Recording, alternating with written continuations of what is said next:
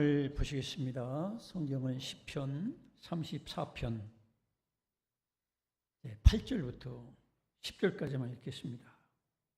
시편 34편 8절부터 10절까지.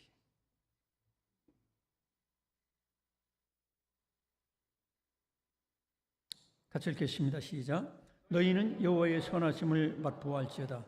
그에게 피하는 자는 복이 있도다. 너희 성도들아 여호와를 경외하라. 그를 경외하는 자에게는 부족함이 없도다. 젊은 사자는 궁핍하여 줄일지라도 여호와를 찾는 자는 모든 좋은 것에 부족함이 없으리로다. 아멘. 이 말씀을 통해서 최고의 맛이라는 제목으로 말씀을 나누겠습니다. 서로 인사를 나누시기 바랍니다. 잘 오셨습니다. 주님의 사랑으로 사랑합니다. 최고의 맛이라니까 여러분들이 입맛이 다셔지지 않습니까? 여기 오늘 읽은 성경에 보니까 다윗이 뭐라고 합니까? 너희는 여호와의 따르십니다. 여호와의 선하심을 맛보아 알지어다. 하나님의 선하신 맛을 보라는 거예요. 여러분, 맛에는 입맛이 있고 또 지식의 맛이 있고 또 사람도 맛볼 수도 있고 또 영적인 맛, 하나님을 맛볼 수도 있어요. 맛이라는 건 다른 말로 얘기한다면 체험한다, 이런 뜻으로 얘기할 수 있겠죠. 그래서 우리는 이 인생을 살아오면서 맛있는 거를 추구합니다. 제 인생에 제일 먼저 꿀맛을 본 적이 있어요. 다른 형제들 지쳐두고 어머니께서 저를 사랑해가지고 꿀을 한 수저 퍼가지고 입에 넣어주시는데 그 꿀맛이 생전 처음 보니까 이야, 그냥 확 하고 무슨 화장품 냄새도 나고 그래가지고 야, 꿀맛이 최고구나. 그렇게 맛본 적이 있어요. 또 이렇게 여름철에는 어떤 맛이 최고였느냐면 고무신 뚫어진 거, 새채랑 부서진 거, 고물 갖다가 주면은 알씨깨끼 장사가 있었어요. 나무 이렇게 자전거다가 아니면 어깨에 메고서 상자에서 알씨깨끼, 아이스 케이크죠. 그걸 하나 입에 물면은 야, 이 무더운 여름철에 얼마나 지상낙원이 되는지. 어쨌든 여러분들도 아마 이 맛에 대한 아름다운 추억이 있을 겁니다. 그런데 이런 인간의 입맛이라든지 인간이 맛볼 수 있는 어떤 지식의 맛이라든지 인간을 사귀어서 맛보는 그런 것들은 다 한계가 있어요. 때가 되면 그걸 계속 먹으면 안 됩니다. 꿀맛이 좋다고 꿀을 계속 퍼마시면 어떻게 되죠? 큰일 나죠. 막 심장이 두근두근하고 이제 막 에너지 과잉 때문에 문제가 심각하게 되고 장기적으로는 이제 막 당뇨병도 걸리고 그럴 수가 있어요. 그런데 하나님을 다윗은 이 시간 맛을 보시고 다윗이 우리에게 하나님의 선하신 맛을 봐라, 그렇게 우리에게 권유하고 있습니다. 다윗이 하나님의 선하신 맛을 봤다고 하는데 여기서 말하는 이 선하다, 원래 그 원어로 보면 히브리어로 토부라고 그래요. 토부. 이 토부라는 것은 좋다, 아름답다, 즐겁다, 기쁘다, 사랑스럽다, 이런 말이 있어요. 그건 뭐냐면 하나님께서 그 백성들과 하나님 자녀들에게는 가장 좋은 것들로 대해주신다, 이런 뜻이 있어요. 여기 읽은 시편 34편의 배경은 다윗이 그 자기 왕 그리고 자기들은 그 사울왕이 다윗을 시기 질투했어요. 사울이 죽인 자는 천천이고 다윗이 죽인 자는 만반이다 하니까 갑자기 막 시기 질투가 일어나는 거예요. 내가 왕인데 어떻게 저 소년 같은 애송이가 왕보다 더 많이 적을 죽이고 위대한 장군이라고 지도자라고 막 백성들이 노래를 부르니까 갑자기 사울 왕이 시기 질투심이 일어나게 된 거예요. 그래서 사울 왕이 다윗을 죽이려고 창을 던지기도 하고 몇 번이고 노력했고 나중에 군사까지도 지금으로 말하면 막 수백 명, 수천 명 정예 군사를 모아가지고 다윗을 죽이려고 했었어요. 다윗이 어떻게 했겠어요? 다윗이 피하여 도망간 것이 하필이면 블레셋 지역이에요. 블레셋 지역은 어떤 것입니까? 과거에 다윗이 이스라엘을 공격하고 그 앞에서 왕도 벌벌 떨고 모든 백성들도 군사들도 꼼짝 못하고 이제 죽을 일밖에 없다. 이렇게 공포와 두려움 속에서 아무도 나가서 싸울 만한 사람이 없었어요. 그런데 다윗이 소년, 청년 같은 그 앳된 군사 훈련도 받지 않은 다윗이 하나님을 의지하고 나가서 그 골리앗을 쓰러뜨려 죽인 거예요. 죽을 수밖에 없는 사울 왕과 이스라엘 백성들을 다 구원한 놀라운 업적을 세운 거죠. 근데 하필이면 그 골리앗이 살았던 그 나라에 들어간 거예요. 피한다는 것이. 근데 다윗은 이런 생각을 했겠죠. 사울 왕이 나를 죽이려고 그러니까 이 이스라엘 사울 왕과 완전히 원수, 적대적인 블레셋으로 도망가면은 그쪽이 나를 받아주겠지. 이런 생각만 했어요. 근데 막상 거기 들어가니까 뭐라고 했어요? 신하들이. 야, 과거에 우리 최고의 명장 골리앗을 쓰러뜨려 죽인 저 원수가 우리나라에 왔다. 저 반드시 죽여버리자. 여러분 같아도 그럴 수밖에 없잖아요. 다윗이 생각이 좀 짧았어요. 그래서 우리가 사람은 이렇게 생각이 짧을 때가 있어요. 저도 생각이 짧을 때가 있어요. 한쪽만 생각하는 거야. 우리가 가정에서도 교회에서도 직장에서도 처신하다 보면 나는 이게 정의고 이게 반드시 옳은 거고 이렇게 하면 반드시 모든 사람이 좋아할 줄 알았어. 그게 내가 살 길인 줄 알았어. 그런데 지나고 보면 아차 이게 아니구나 이럴 때가 있어요. 다윗도 그런 부족한 부분이 있었어요. 다윗은 어쨌든 사울 왕과 원수된 이스라엘과 원수된 블레셋으로 가기만 하면 다 막 손을 들고 다 환영할 줄 알았는데 그게 아니에요. 그래서 다윗이 어찌 했겠어요? 다윗이 큰일 났구나. 내가 생각이 짧았다. 어찌할꼬? 여러분 같으면 어떻게 했겠어요? 아마 어떤 사람은 칼로 자기를 배를 찔러서 자결하든지 아니면 도망가다 잡히든지 그럴 수도 있을 거예요. 그런데 그 수십만이 넘는 큰 대국 그 복판에 들어가 있는데 도망간다는 말도 안 되는 거고 자살한다는 것도 말이 안 되는 거고 그래서 다윗은 갑자기 미친 척을 했어요. 막 침을 깨 흘리고 막 문지방에다가 막 침을 흘리고 득득 긁고 어쩌든 미친 신용을 하니까 그때 그 블레셋 사람들이 아니 과거에 그 다윗 그 인간이 미쳤네. 그 완전히 미쳤네. 그래가지고 그 왕이 뭐라고 했겠어요? 저 하필 미친 자식이 왜 우리나라 와가지고 저렇게 침을 흘리고 이상한 짓 하고 있어. 빨리 내쫓아라. 그래서 다윗이 살아났어요. 살아나서 지은 시가 바로 여기 읽은 시편 34편입니다. 그 경험을 가지고. 자, 우리는 여기서 생각할 수 있는 것은 인간적으로 생각하면 좀 그렇잖아요.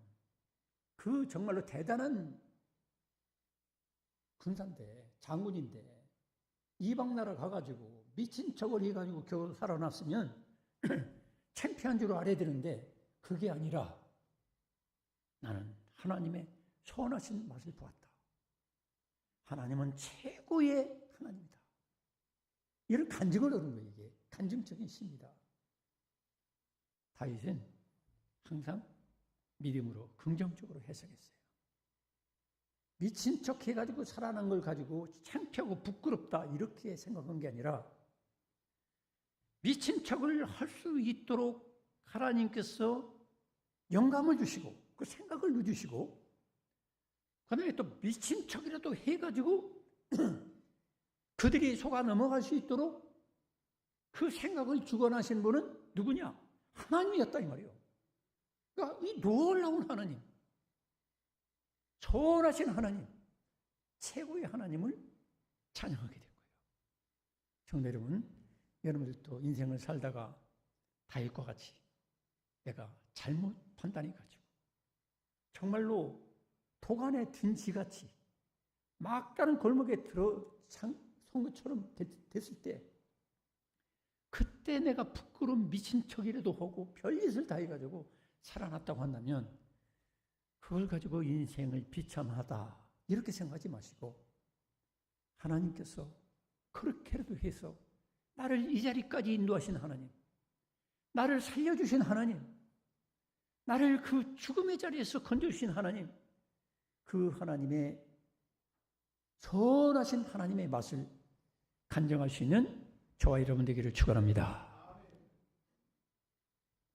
자, 우리는 여기서 선하신 여호와의 선하심을 맛보아 알지어다 그랬어요. 저나 여러분들도 이렇게 선하신 하나님을 맛볼 수 있는 길이 도대체 무엇일까요? 첫째로는 다윗은 기도로 맛을 봤어요. 여러분, 막다른 골목에 임해가지고 그때 다윗은 어떻게 했을까요? 다윗은 기도했을 거예요. 하나님, 저 좀 살려주세요. 제가 골리앗을 죽여가지고 원수된 것을 생각 못하고 사울왕이 나를 군사를 몰고 나를 죽이려고 하는 거 그것 때문에 난 여기 왔지만 내가 생각을 잘못했습니다. 그럴지도 하나님 나 좀 살려주세요. 어찌하면 살 수 있을까요? 막 기도했을 거예요. 그때 하나님께서 이 간절한 죽음을 앞에 두고 긴박감을 가지고 진정성을 가지고 믿음을 가지고 기도하니까 하나님께서 탁 생각을 누르신 거예요. 아, 미친 척하면 내가 살 길이 열리겠다. 완전히 미친 척을 한 거죠. 목숨을 걸고 그 짓을 했으니 얼마나 완전히 미친 척을 했겠습니까? 성도 여러분, 여러분들도 정말로 나를 도와줄 사람 아무도 없고 나를 건져줄 사람 아무도 없고 나의 힘이 되어줄 사람이 없고 오직 나를 죽이려고 그러고 나를 시기 질투하고 잘됐다 하고서 내가 죽음을 앞에 두고 있다 할지라도 여러분 낙심하고 절망하지 마시고 하나님께 기도하시기 바랍니다. 하나님께서 어떤 모양으로든지 어떤 방법으로든지 하나님은 나를 구해줄 수 있는 분이 하나님이십니다. 그래가지고 다윗이 이렇게 친척을 하면서 간절히 기도하는 그 응답으로 다윗은 살아나게 된 거예요. 나가게 돼가지고 결국에는 왕이 되고 또 영원히 빛나는 왕으로 승리하게 된 것입니다. 성도 여러분, 여러분들도 하나님께 이렇게 하나님 맛을 보시기 바랍니다. 기도로 맛을 본 분들이 있잖아요. 아마 여러분들도 거의 그런 맛을 어느 정도는 봤을 거예요. 그 맛을 본 사람들은 알아요. 체험을 했기 때문에 누가 뭐라고 해도 아니다. 내가 그 어려울 때 기도한 거 하나님이 들어주셨잖아. 저 같은 경우도 종종 간증하지만 신학대학에 들어가야 되는데 대학 등록금이 없어. 아무도 나를 후원해 주겠다, 뭐 도와준다 이런 생각도 없고 교회에서도 아무런 얘기도 없어. 어찌 해야 될까요? 물론 저도 한 5, 6개월 이상 머슴살이 해봤어요. 과수원 가서. 그렇지만 나중에 결론은 뭐냐면 하나님께서 나를 불러주셨다면 하나님께서 끝까지 책임져 주시지 않겠느냐. 그 말씀을 제가 받고서 그렇다. 나는 하나님을 의뢰한다. 신뢰한다. 하나님을 내가 믿기로 하겠다. 거기서 나가니까 하나님께서 넘치도록 부어주신 것을 믿으시기 바랍니다. 물론 저도 지금으로 말하면 근로장학 강의 끝나고서 몇 시간씩 밤 11시, 12시까지 거의 80평, 100평 강당 4개, 5개 청소고 그랬지만은 어쨌든 하나님은 넘치도록 부어주셨어요. 정말 여러분들도 이런 간증이 다 있을 줄 알지만은 앞으로도 경제적으로 어렵고 건강도 어렵고 그렇다 할지라도 낙심하지 마세요. 저도 대학에 들어갔는데 너무 이렇게 못 먹고 밥도 어떤 땐 나보다 더 어려운 학생들 도와준다고 밥도 금식하고 그러다 보니까 나중엔 아마 그러다 보니까 과로로 간에 큰 문제가 생겼어요. 쓰러지게 됐어요. 수술해야 된다. 병원에서 진찰이 나왔어요. 그런데 하나님께 기도했어요. 하나님께서 또 선하신 손길을 통해 가지고 고쳐주셨어요. 할렐루야. 건강 문제, 경제 문제, 또 인간관계 문제, 우리들에게는 항상 문제가 있게 돼 있어요. 그런 거 가지고 너무 낙심하지 마시고 실망하지 말고, 만약 다윗이 실망하기로 말했다면, 낙심하기로 말했다면 다윗은 그냥 죽는 것밖에 없어요. 그런데 그가 간절히 기도했다는 거죠. 우리처럼 이렇게 교회 모여서 기도했다 이런 것이 아니라 그 위급 상황에서 얼마나 간절히 기도했겠어요. 여러분, 기도하되 목숨을 걸고 기도하고 내 마음 중심을 다 동원해서 하나님께 기도하면은 다윗과 같이 살아나는 역사가 일어날 줄로 믿습니다. 두 번째로 다윗은 하나님을 경외했어요. 여러분, 하나님을 경외한다는 게 무엇입니까? 여기 오늘 읽은 성경에 보니까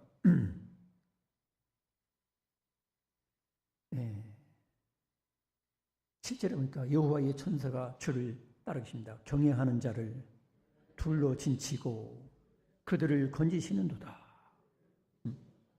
다윗은 하나님을 경외했어요. 경외했다는 것은 하나님을 사랑할 뿐만 아니라 두려워했다는 거예요. 두려워해서 그 말씀을 어기지 않았다는 거예요. 여러분, 다윗이 왜 이렇게 고난을 당했죠? 그렇게 칼찬 군사들이 수십 명, 수백 명, 수천 명이 쫓아다니고 블레셋까지 도망가는 그런 끔찍한 고난을 왜 당했죠? 하나님을 경외했기 때문에 그래요, 사실은. 왜냐하면 사울왕을 얼마든지 죽일 수가 있었어요. 동굴에 숨어 있는데 사울왕이 잠시 소변을 보려고 탁 동굴을 향해서 허리춤을 내릴 때 얼마든지 칼로 찔리면 죽일 수 있어요. 동굴 속은 깜깜하잖아. 그런데 다윗은 어떤 생각이 했냐면 하나님이 세운 종이다. 내가 비록 나를 억울하게 죽이려고 하고 나를 저렇게 군사들을 몰고 나를 저렇게 죄를 짓고 나를 공격한다 할지라도 그래도 하나님이 세운 종이다. 하나님이 세운 왕이다. 더 나아가서 인간적으로 내 장인어른이다. 그러면 아무리 못된 사울왕이라 할지라도 내가 죽이게 된다면 아들이 아버지를 죽인 꼴이고 또 신하가 지도자 하나님이 세운 왕을 죽인 꼴이니까 하나님 법에 어긋난다. 하나님 말씀에 합당하지 못하다. 이것은 하나님 그분의 말씀을 내가 정말로 지키는 길은 내가 도망가는 길밖에 없다. 내가 차라리 죽을지라도 내가 사울왕을 죽일 수 없다. 이런 마음 가지고 자기가 그렇게 고난을 당한 거예요. 블레셋까지 도망친 거예요. 이걸 봐서라도 다윗은 하나님을 경외하는 자였어요. 여러분, 하나님을 사랑할 뿐 아니라 경외할 수 있기 바랍니다. 하나님 경외한다는 것은 내가 그냥 아무 눈에 보이지 않는 하나님을 경외한다 이런 것이 아니라 내 눈에 보이는 부모님을, 내 눈에 보이는 우리 성도들을 우리가 하나님이 세운 사람들로, 특히 교회에서 우리 장로님들이나 권사님들이나 하나님께서 일꾼들을 세우잖아요. 그러면 그분들을 내가 또 함부로 말하지 않는 거예요. 목사도 마찬가지지만 이 일은 경외하는 마음을 하나님이 기뻐 받으시는 거예요. 나 그렇지 않냐고. 사울왕이 그게 인간이냐 말이야. 어? 이 아버지 노릇 제대로 해야지. 사울왕이 왕이냐? 반역을 해가지고 사울왕을 쓸어버려도, 혁명을 일으키고 뒤집어 엎어도 인간적으로는 당연하지 뭐. 이렇지만은 다윗은 그러지 않았어요. 왜? 하나님을 두려워하고, 하나님을 두려워한다는 증거는 뭐냐면 하나님 말씀을, 하나님 법을 내가 죽을지라도 지키겠다. 이 중심을 하나님이 보신 거예요. 그렇게 되니까 하나님께서 어떻게 하셨어요? 하나님께서 천사를 보내가지고 경외하는 자를 둘로 진치고 그들을 건져주신다는 거예요. 다윗을 건져준 분은 다윗이 얕은 끼를 부려가지고 살아났다 이렇게 생각하지 않았어요. 천사를 보내가지고 진을 치고 건져주셨다. 할렐루야. 이게 신앙 해석이에요. 신앙적으로 보는 거예요. 그래서 10절에도 젊은 사자는 궁핍하여 줄일지라도 여호와를 찾는 자는 모든 좋은 것에 부족함이 없으리로다. 젊은 사자, 심신 사자, 그 사자 앞에 토끼든 늑대든 다 뭐가 지을 수가 있어요. 근데 그러면 젊은 사자는 굶주릴지라도 하나님을 경외하는 사람, 하나님 말씀을 따라서 살고자 마음을 다하고 힘을 다하고 뜻을 다하는 사람을 하나님께서 모든 좋은 것으로 채워주신다는 사실을 믿으시기 바랍니다. 세 번째로 찬송으로 하나님의 맛을 경험했어요. 다윗을 보면 1절에 보니까 내가 여호와를 항상 따르 있습니다. 항상 송축하며. 송축이라는 게 뭡니까? 다른 말로 찬양과 연결됩니다. 찬양과. 송축이라는 말은 기쁜 일을 가지고 축하한다 이런 뜻입니다. 히브리 말로 바라크라고 그래요. 바라크. 바라크는 무릎을 꿇다, 예배 드리다 이런 뜻이 있어요. 그래서 다윗은 하나님을 높이고 하나님을 찬송하고 찬양하고 그럴 때 하나님께서 이 놀라운 선한 맛을 보게 하신 거예요. 성도 여러분, 여러분들도 하나님을 높이시기 바랍니다. 하나님을 높이려면 내가 낮아져야 돼요. 오늘 또 우리 찬양하는 우리 성도들, 우리 김기원 집사님 찬양 잘 인도하시고 성도들도 아주 기쁘게 찬양을 올려드렸어요. 우리 찬양대도 우리 안희철 장로님과 대원들이 얼마나 심차게 아주 이렇게 찬양을 잘하는지 모르겠어요. 저보다 10배는 더 잘하는 것 같아요. 그런데 중심은 무엇이냐? 그러면서도 우리 중심이 내가 꺾여진 찬양을 해야 돼. 내 자아가 꺾여지고 내 욕심이 꺾여지고 무릎을 꿇고 실제로 내가 무릎을 꿇는다 이게 뭡니까?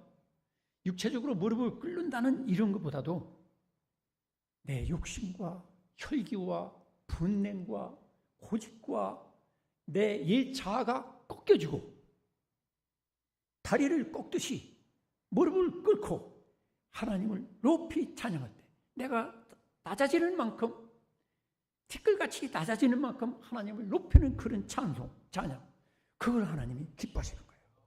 그럴 때 나도 기쁘고 이 찬양의 맛이 너무 맛있는 거야. 기뻐. 하나님도 기뻐 받으시는 거예요.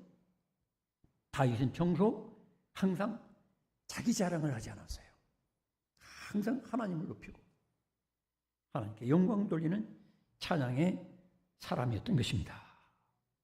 그다음에 다윗이 하나님의 이런 선한 맛을 본 것은 하나님 말씀을 통해서